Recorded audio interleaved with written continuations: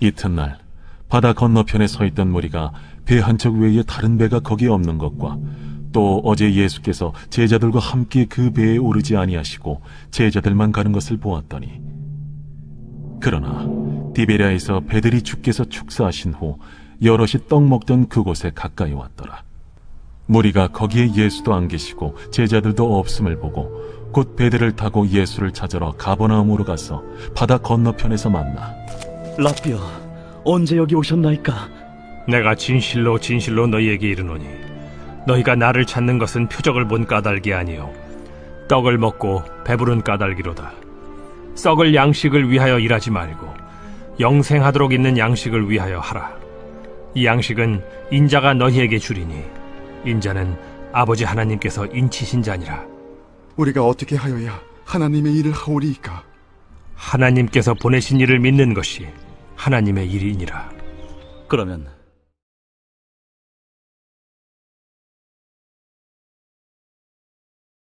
오늘 우리가 함께 나눌 말씀은 요한복음 6장 22절에서 29절까지의 말씀입니다.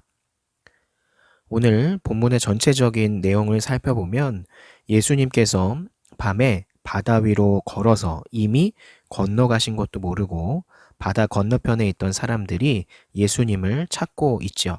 그런데 바다를 건너서 예수님을 찾아온 그들에게 예수님은 뭐라고 말씀하시냐면 영생하도록 있는 양식을 위해 일하라고 교훈을 하십니다.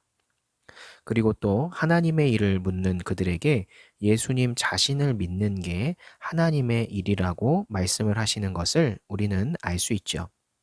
그래서 오늘의 내용을 조금 더 살펴보면 예수님께서 행하신 그 오병이어의 기적에 매료가 돼서 예수님을 늦게라도 바다를 건너서 찾아온 그 사람들에게 예수님은 진정한 양식을 위해 일하라고 오히려 교훈을 주십니다.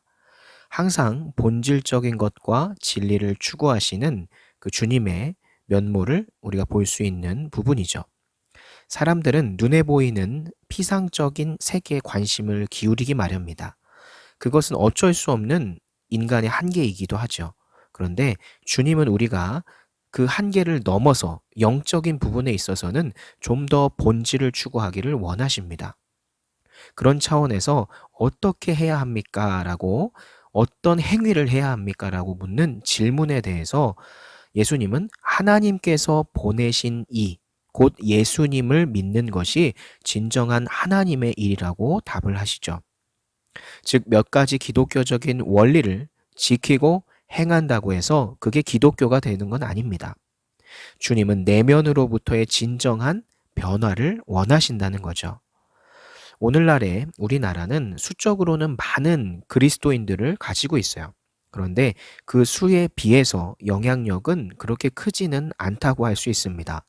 그렇다고 해서 세상이 죄악된 원인을 모두 교회에서 찾을 필요는 없죠. 세상은 스스로 이미 악하기 때문입니다.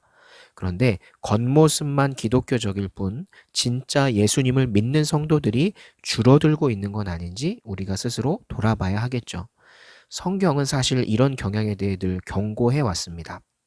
예수님께서도 이 땅에 재림하실 마지막 때가 가까울수록 세상에서 진정한 믿음을 발견하기 어려울 거라고 친히 말씀하셨어요. 그러니까 지금 이 순간 혹시 내가 줄어들고 있는 그리스도인 중에 하나가 아닌지, 이미 나의 마음이 식어버린 것은 아닌지를 우리가 한번 되돌아봐야 될 필요가 있습니다. 그리고 만약 내게 그런 면모가 있다고 한다면 그것은 분명 예수님을 알고자 하는 열망, 열정이 아니라 내 욕망, 그리고 나의 잘됨에만 내 삶의 초점이 맞춰져 있지 않은지는 우리가 한번 살펴봐야 하는 거죠. 나의 성공, 나의 잘됨에 내 삶의 목표가 정해져 있다고 한다면 당연히 예수님의 말씀은 따분할 수밖에 없고 예수님은 하나님을 예배하는 것이 지루할 수밖에 없습니다. 그런데 우리의 목표가 예수님을 더 잘 믿는 것이고 더 잘 알아가는 것이고 하나님을 믿는 믿음을 성장시키는 것이라고 한다면 예수님을 배우고 예배하는 것이 즐거울 수밖에 없겠죠.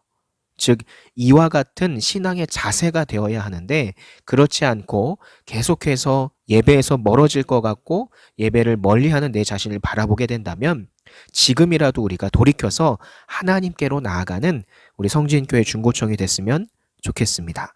이 믿음 가지고 한 주를 살아가는 친구들이 되기를 소망합니다. 기도합니다.